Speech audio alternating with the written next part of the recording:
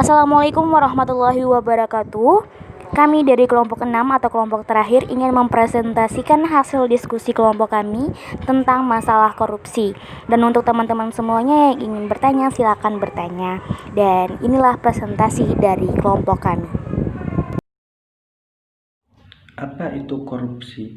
Korupsi dalam arti yang begitu luas adalah penyalahgunaan kekuasaan publik untuk kepentingan pribadi atau privat yang merugikan publik dengan cara-cara bertentangan dengan ketentuan hukum yang berlaku.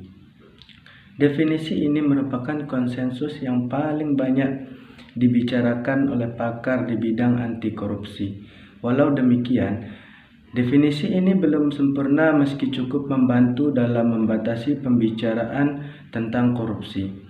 Beberapa kelemahan definisi tersebut diantaranya bias yang cenderung memojokkan sektor publik, serta definisi yang tidak mencakup tindakan korupsi oleh privat walaupun sama-sama merugikan publik.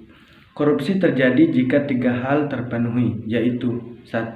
Seseorang memiliki kekuasaan termaksud untuk menentukan kebijakan publik dan melakukan administrasi kebijakan tersebut. 2. Adanya economic range, yaitu manfaat ekonomi yang ada sebagai akibat kebijakan publik tersebut. 3. Sistem yang ada membuka peluang terjadinya pelanggaran oleh pejabat publik yang bersangkutan. Apabila satu dari tiga parameter ini tidak terpenuhi, tindakan yang terjadi tidak bisa dikategorikan tindakan korupsi. Secara umum, tindakan ilegal seperti penggelapan uang dan penyeludupan selama tidak melibatkan pejabat publik, menurut definisi di atas, tidak dapat dikategorikan sebagai tindakan korupsi, padahal secara tidak langsung tindakan ini merugikan publik karena mengurangi pendapatan negara dan sektor pajak. Dalam studi Lambdops disebutkan bahwa besarnya proporsi budget pemerintah terhadap GDP suatu negara berkorelasi positif terhadap tingkat korupsi. Barangkali definisi korupsi yang bias pada sektor publik merupakan salah satu jawabannya. Definisi tersebut juga menyamaratakan korupsi di negara yang menurut sistem kerajaan dan demokrasi. Dalam negara kerajaan, raja mempunyai wewenang untuk mengatur distribusi. Baik, di sini saya akan menjelaskan jenis-jenis korupsi menurut undang-undang. Definisi korupsi secara gamblang telah dijelaskan dalam 13 pasal Undang-Undang Nomor 31 Tahun 1999 tentang Pemberantasan Tindak Pidana Korupsi Undang-Undang. Berdasarkan pasal tersebut, korupsi dirumuskan ke 30 bentuk atau jenis tindak pidana korupsi. Ke-30 bentuk tersebut kemudian dapat disederhanakan ke 8 kelompok. Nah, di sini saya akan menjelaskan 4 kelompok saja. Yang pertama, kerugian keuangan negara. Suatu tindakan otomatis dapat merugikan keuangan negara apabila tindakan tersebut berpotensi menimbulkan kerugian negara. Yang kedua, suap menyuap.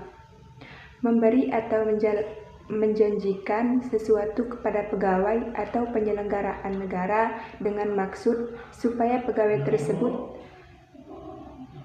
atau tidak dalam suatu jabatan yang bertentangan dalam kewajibannya. Yang ketiga, penggelapan dalam jabatan. Pegawai negeri atau orang selain pegawai negeri dengan sengaja menggelapkan uang atau surat berharga yang disimpan karena jabatannya, atau memberikan uang dan surat berharga diambil atau digelapkan orang lain. Yang keempat, pemerasan.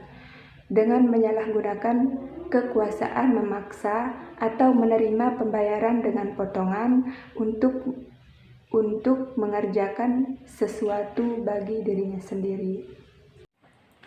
Baiklah, saya akan melanjutkan jenis-jenis korupsi yang kelima, yaitu perbuatan curang. Yang pertama yaitu setiap orang yang bertugas mengawasi pembangunan atau penyerahan bahan bangunan melakukan perbuatan curang. Kemudian yang kedua yaitu setiap orang yang pada waktu menyerahkan barang keperluan Tentara Nasional Indonesia dan atau Kepolisian Republik Indonesia melakukan perbuatan curang yang dapat membahayakan keselamatan negara dalam keadaan perang. Kemudian yang ketiga yaitu setiap orang yang bertugas mengawasi penyerahan barang keperluan Tentara Nasional Indonesia dan atau Kepolisian Republik Indonesia dan dengan sengaja membiarkan perbuatan curang. Kemudian jenis-jenis korupsi yang keenam yaitu benturan kepentingan dalam pengadaan. Benturan kepentingan dalam pengadaan barang atau jasa pemerintah adalah situasi di mana seorang pegawai negeri atau penyelenggara negara, baik langsung maupun tidak langsung, dengan sengaja turut serta dalam pemborongan, pengadaan, atau persewaan yang pada saat dilakukan perbuatan untuk seluruh atau sebagian ditugaskan untuk mengurus atau mengawasinya. Kemudian yang ketujuh yaitu gratifikasi, yaitu setiap gratifikasi kepada pegawai negeri atau penyelenggara negara dianggap pemberian suap apabila berhubungan dengan jabatannya yang dapat berlawanan dengan kewajiban atau tugasnya. Namun ketentuan tersebut tidak berlaku apabila penerima melaporkan gratifikasi yang diterimanya kepada Komisi Pemberantasan Korupsi atau KPK paling lambat 30 hari sejak tanggal gratifikasi tersebut diterima. Kemudian jenis-jenis korupsi yang terakhir yaitu korupsi proyek, yaitu pemborong ahli bangunan yang pada waktu membuat bangunan atau penjual bahan bangunan yang pada waktu menyerahkan bahan bangunan melakukan perbuatan curang yang dapat membahayakan keamanan orang atau barang atau keselamatan negara dalam keadaan perang. Latar belakang terjadinya masalah korupsi di Indonesia. Sebagaimana kita ketahui bersama bahwa korupsi telah mengakar pada sendi-sendi kehidupan manusia, yaitu masyarakat di Indonesia, dan Indonesia termasuk ke dalam negara terkorup, yaitu termasuk ke dalam 3 golongan negara terkorup di dunia. Dan meskipun demikian, korupsi juga tentunya merugikan bangsa ataupun merugikan perekonomian satu negara, baik dinilai dari sistem sistematisnya ataupun nilai lainnya. Membahas masalah korupsi, korupsi tidak hanya dilakukan oleh orang-orang yang berjabat tinggi, tetapi individu ataupun publik saja telah melakukan yang namanya korupsi yang sampai saat ini dibudayakan dalam kehidupan sehari-hari. Perlu diketahui ada faktor-faktor ataupun penyebab-penyebab seorang melakukan korupsi.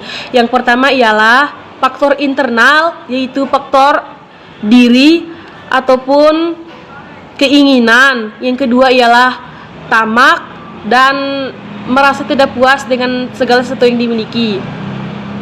Yang ketiga ialah karena perekonomian. Seorang yang memiliki perekonomian yang rendah tentunya akan melakukan tindakan korupsi jika moral ataupun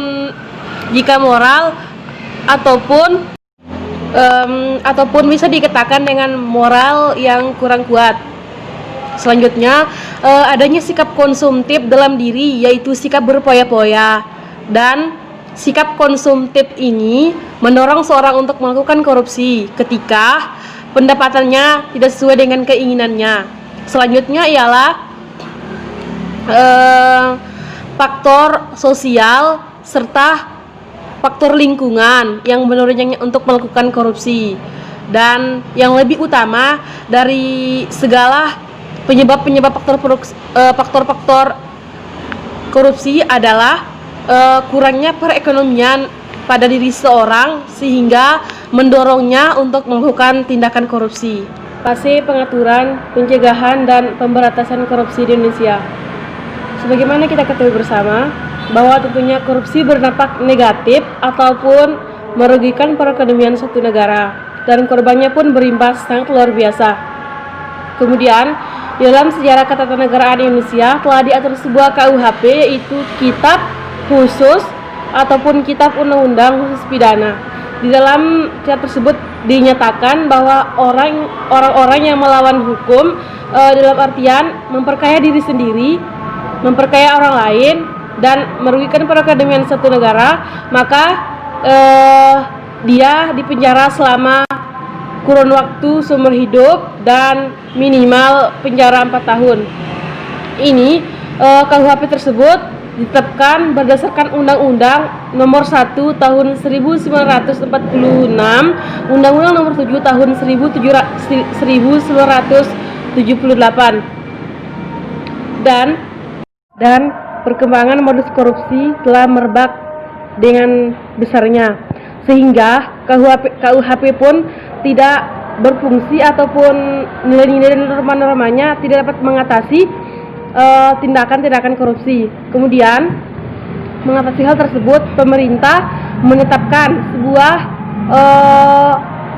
norma ataupun instrumen berupa undang-undang, yaitu ada 6 elemen-elemen penting yang penciptaannya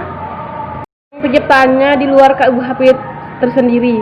Ada 6 elemen-elemen penting. Yang pertama ialah peraturan penguasaan militer tentang tindak pidana korupsi. Yang kedua ialah penguasaan angkatan darat tentang pemberantasan korupsi. Yang ketiga ialah Undang-Undang Nomor 24 tentang keputusan Presiden terhadap tindak pidana korupsi. Yang kelima ialah Undang-Undang Nomor 31 Tahun 1999 tentang pemberantasan korupsi. Yang keenam ialah Undang-Undang Nomor 20 Tahun 2001 tentang pemberantasan korupsi. Ini berkaitan dengan Undang-Undang Nomor 31 Tahun 1999 tentang pemberantasan tindak korupsi. Realita penanganan kasus korupsi di Indonesia. Masalah korupsi saat ini masih sangat bungkam untuk diangkat di media massa dan publik karena tindak pidana yang dilakukan pun tidak adil. Dan saya pernah melihat di salah satu akun channel YouTube dari Najwa Shihab yang mendatangi salah satu tempat di mana tempat para koruptor di penjara yang mewah dengan fasilitas yang sangat baik. Yang dikunjungi di lapas Sukamiskin tersebut adalah Bapak Lutfi Hasan Ishak, mantan Presiden PKS dengan kasus korupsi kuota impor daging sapi dan divonis dengan 18 tahun penjara dengan tingkat kasai. Karena banyak sekali fasilitas mewah yang ada di dalam sel itu dan ditemukan oleh para petugas di situ, dan barang tersebut langsung disita.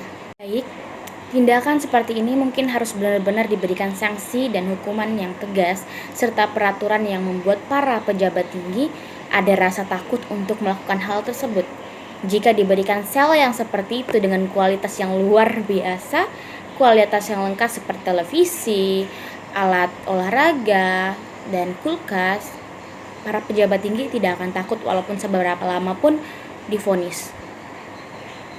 Dibandingkan dengan masyarakat yang rendah dan masyarakat biasa yang tidak memiliki jabatan apapun, ketika melakukan kesalahan yang di sel di tempat yang harus bertumpuk-tumpukan dalam satu ruangan, hampir puluhan orang dalam ruangan tersebut, dan tidurnya pun harus bergantian. Bahkan ketika saya menonton di channelnya Najwa Shihab tersebut, bukan hanya tentang fasilitas yang ditemukan dan disita oleh para petugas seperti televisi, alat olahraga, dan kulkas, bukan hanya itu, tetapi ditemukan uang.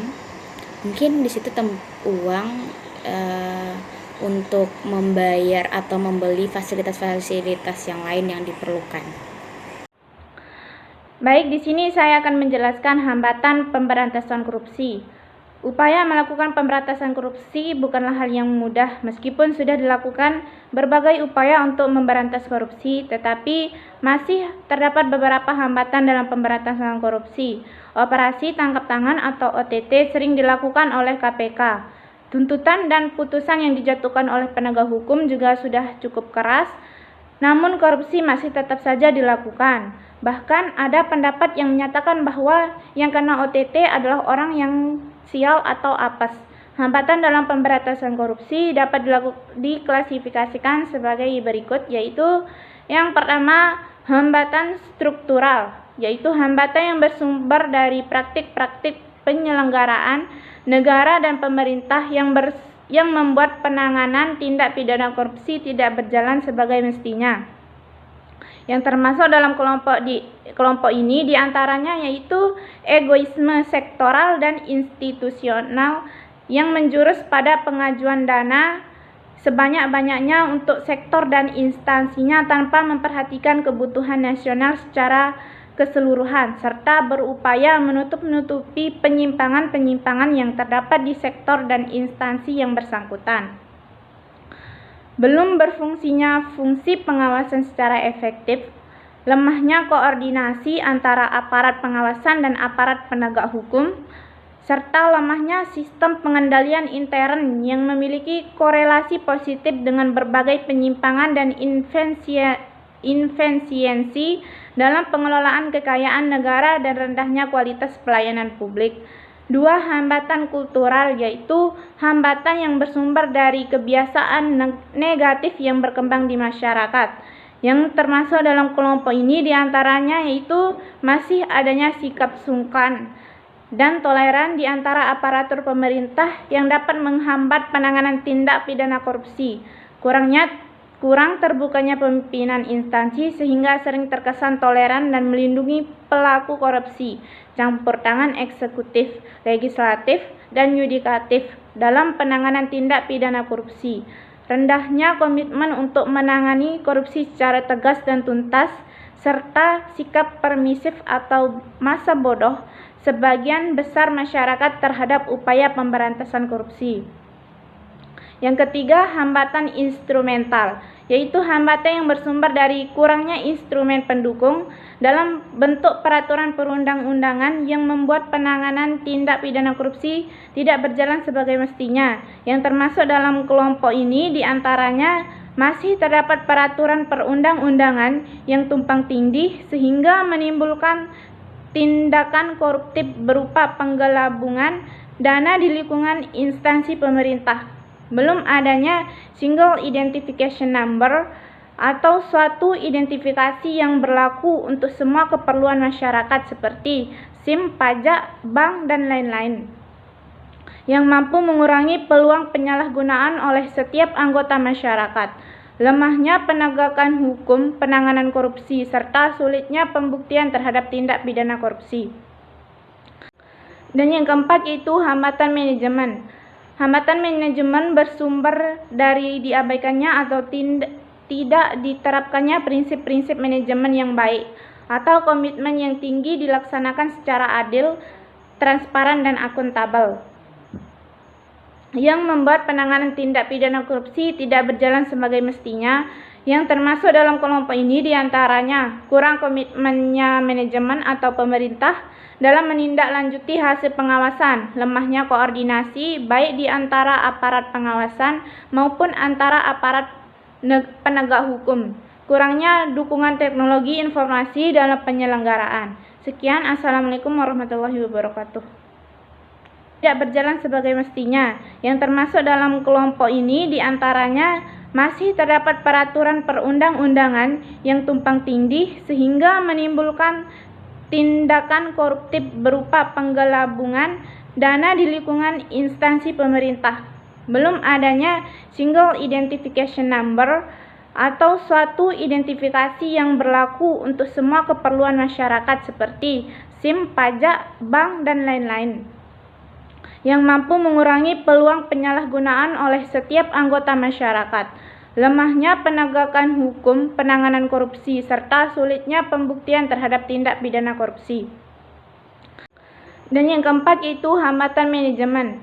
Hambatan manajemen bersumber dari diabaikannya atau tidak diterapkannya prinsip-prinsip manajemen yang baik atau komitmen yang tinggi dilaksanakan secara adil, transparan, dan akuntabel, yang membuat penanganan tindak pidana korupsi tidak berjalan sebagai mestinya. Yang termasuk dalam kelompok ini diantaranya kurang komitmennya manajemen atau pemerintah dalam menindaklanjuti hasil pengawasan, lemahnya koordinasi baik di antara aparat pengawasan maupun antara aparat penegak hukum, kurangnya dukungan teknologi informasi dalam penyelenggaraan. Sekian, Assalamualaikum warahmatullahi wabarakatuh.